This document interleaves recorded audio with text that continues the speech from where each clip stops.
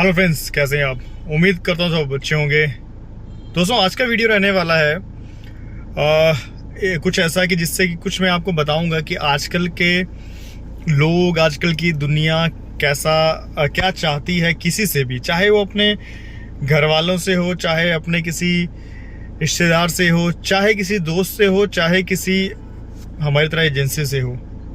ठीक है, अभी हमारा एक प्रोफेशन ऐसा है जिसको हम टोटली थैंकलेस जॉब कह सकते हैं, कि जो हम काम कर रहे हैं वो बिल्कुल थैंकलेस जॉब है।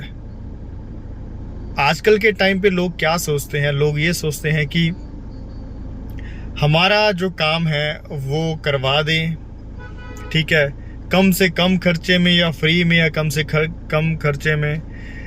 इसके अलावा अगर हमारा काम किसी कारण से नहीं होता है तो उसका खर्चा जो है वो एजेंसी भरे। ठीक है, सपोज मैं अपना नाम ले रहा हूँ, ओशियन इंटरनेशनल भरे। मैं बहुत ज़्यादा एक ऐसी सोच से परेशान हो गया हूँ। परेशान क्यों हुआ हूँ?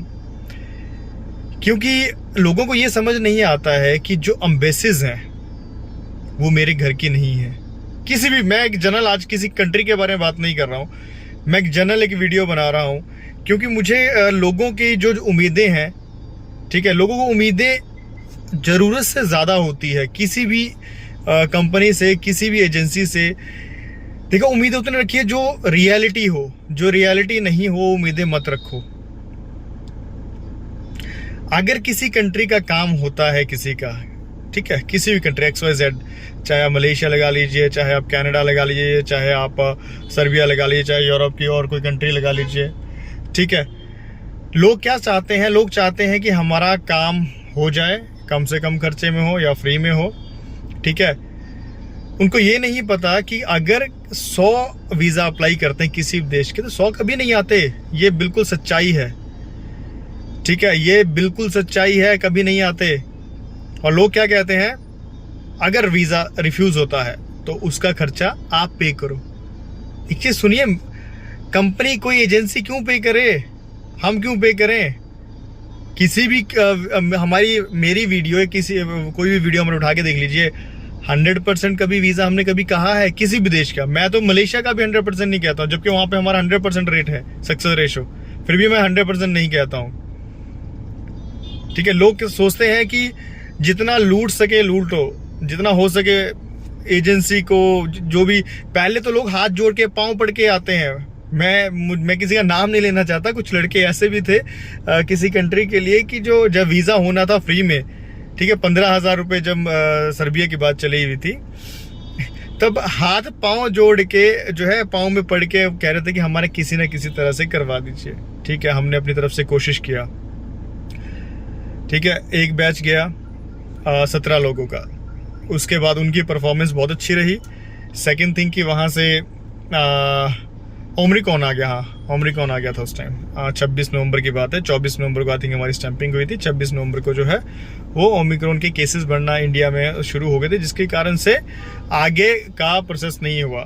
कुछ लोग आए, कुछ के वीज़े आए, उनको वीज़ा आने के बाद भी उनका फ्लाइट नहीं हुई इसी कारण से, क्योंकि जैन फेब का मंथ वैसे ही जो है सर्बिया में नहीं जो है काम होता था, क्योंकि बहुत ज़्यादा ठंड होती थी। क्योंकि हमारा जब हम वहाँ पे थे तभी ठंड बहुत ज़्यादा थी।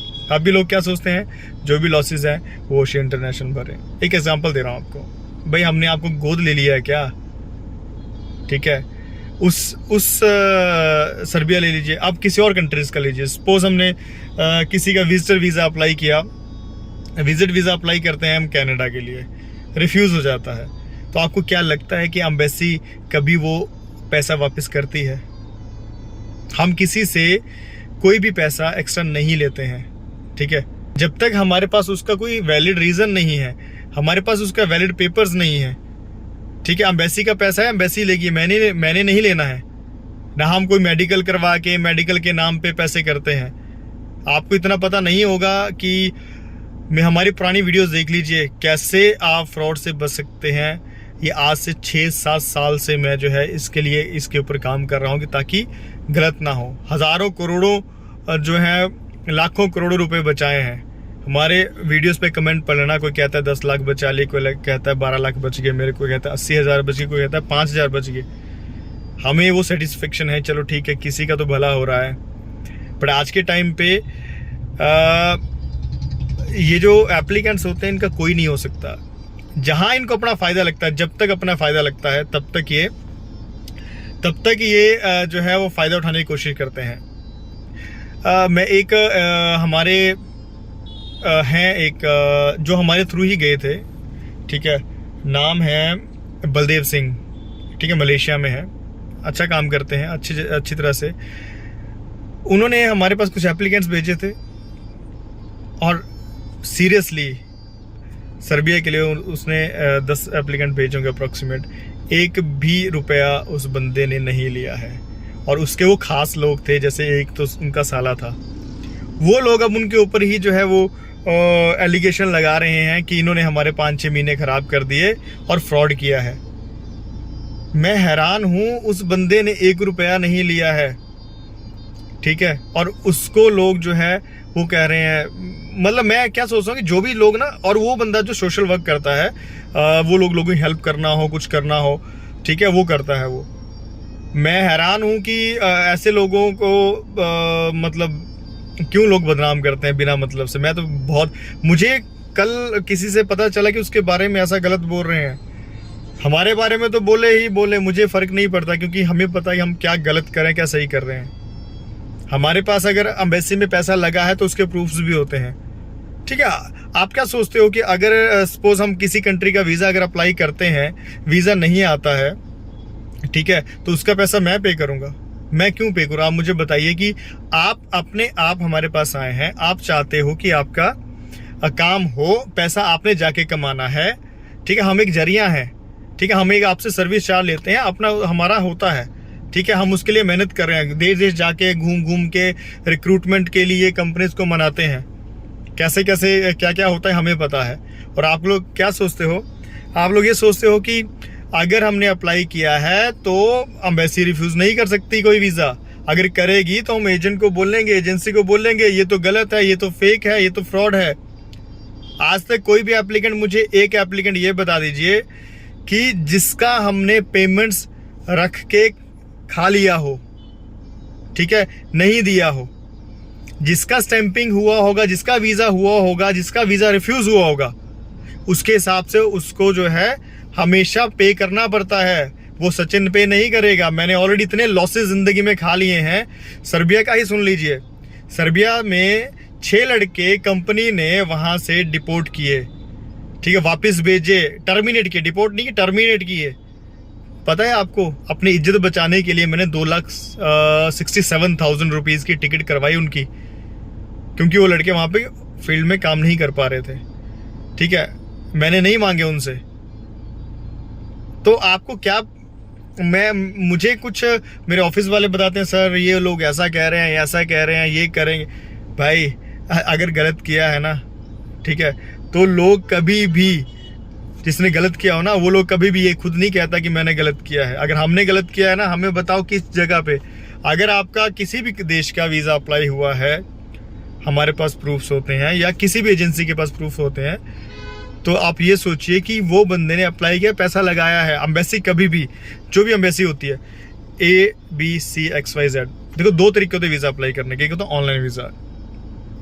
ऑनलाइन वीज़ा जब अप्लाई होता है तब कुछ पैसे एम्बेसी जो है एम्बेसी फ़ीस के नाम पे लेती है। जैसे सपोज ऑस्ट्रेलिया हो गया, ऑनलाइन होता है, दुबई हो गया, ऑनलाइन होता है, ठीक है, तो पैसे लगते हैं। आप क्या सोचते हो कि पैसा नहीं लगेगा? एम्बेसी जो पैसा रिफंड कर देगी। पेपर वीज़ा जो कहते हैं इसको ऑनलाइन वीज़ा। इसके बाद स्टिकर वीज़ा होता है, जो स्टिकर है, स्टिकर जैसे US लो, ठीक है, वो आपका जो है आपको इंटरव्यू देना पड़ेगा, स्टिकर लग के उसके बाद आएगा। तो एम्बेसी में आपको फीस पे करनी पड़ती है कि नहीं करनी पड़ती है, आप बताइए। तो ये चीज़ समझिए, अगर कोई भी एजेंसी आपको प्रूफ देती है कि ये चीज़ जो है ये हमने अप्लाई किया है, कोई भी, मैं अपनी बात नहीं कर रहा हूँ, मैं सबकी बात कर रहा हूँ, तो आप समझिए वो आपको पे करना पड़ता है, क्योंकि वो आपके लिए खर्चा कर रहे हैं, ठीक है, वो अपने लिए खर्चा नहीं कर रहे हैं, जाना आपने है। अब वो बेचारा बलदेव सिंह मलेशिया में बैठे हुए हैं, 8-10 लड़कों का वीज़ा करवाने की कोशिश की, उनका लड़के गए भी वहाँ पे, ठीक है, बाकी जो रह गए वो उनको बोलते हैं जी आपने तो हमारे साथ फ्रॉड कर दिया। क्या फ्रॉड किया उस बंदे ने यार? हद है, हद मचा रखी है आप लोगों ने, आप लोगों की सोच को।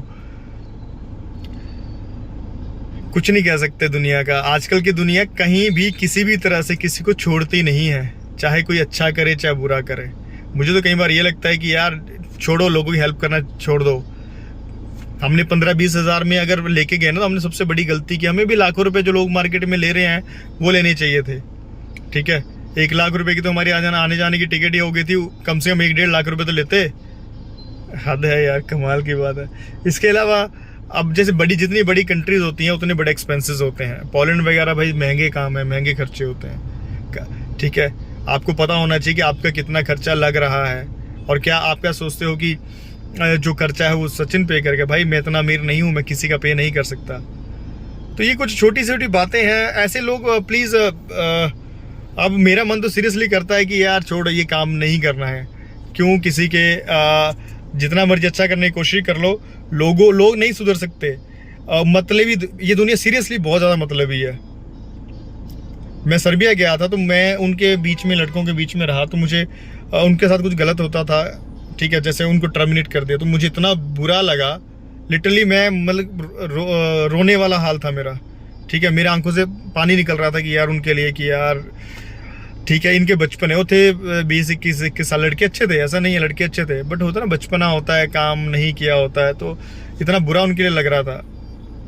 उनसे आप लोगों को, वो लड़के भी अगर कभी मिलेंगे मुझे तो वो खुद बताएंगे कि क्या मतलब इतना फील करता था मैं उनके बारे में, एक फैमिली की तरह ट्रीट करता था, ठीक है। तो ये कुछ चीज़ होते हैं। हमें क्या होता है, हम हर एक एप्लीकेंट को अपने एक सही तरीके से ट्रीट करने की कोशिश करते हैं, बट एप्लीकेंट्स क्या चाहते हैं कि जब तक मेरा मतलब है तब तक तो मैं हाथ पांव जोड़ूंगा, जब मेरा मतलब नहीं है तब मैं फिर पता नहीं कुछ भी कह दूंगा, कुछ भी बोल दूंगा, कुछ भी कर दूंगा। नहीं यार, न्यूट्रल रहना चाहिए, हमेशा न्यूट्रल रहना चाहिए। या आपका वीज़ा अप्लाई करने के लिए हम मेहनत करते हैं, हम सिर्फ अपने लिए नहीं करते हैं। हमारा ये होता है कि आपको, मेरे पास हज़ारों वैकेंसी रोज की आती हैं, बट हम चूज़ करके बीच में से लेके आते हैं कि जिसमें आपका ही फ़ायदा हो। आपका फ़ायदा होगा तो हमारा भी फ़ायदा होता है। बट अभी हमने ये समाज सेवा करना बंद कर देना है। हमने अपने खर्चे पूरे पहले ही प्रॉपर सब एग्रीमेंट होगा, जितना पैसा लगेगा वो आप पे करोगे, हम नहीं पे करेंगे। मैंने बहुत लॉसेस झेल लिया, अब मैं आज के बाद नहीं झेलूँगा, ठीक है। तो ये था आज का वीडियो, ताकि गलत फ़ायदा ना उठाया जाए, ठीक है। वर्कर्स भी जो है, सब नहीं होते हैं ऐसे, बहुत कम होते हैं ऐसे, बट जो होते हैं वो बहुत मतलबी होते हैं, ऐसा नहीं होना चाहिए। चलिए दोस्तों, ये था आज का वीडियो, मिलते हैं नेक्स्ट वीडियो में, तब तक के लिए bye bye, take care, thank you.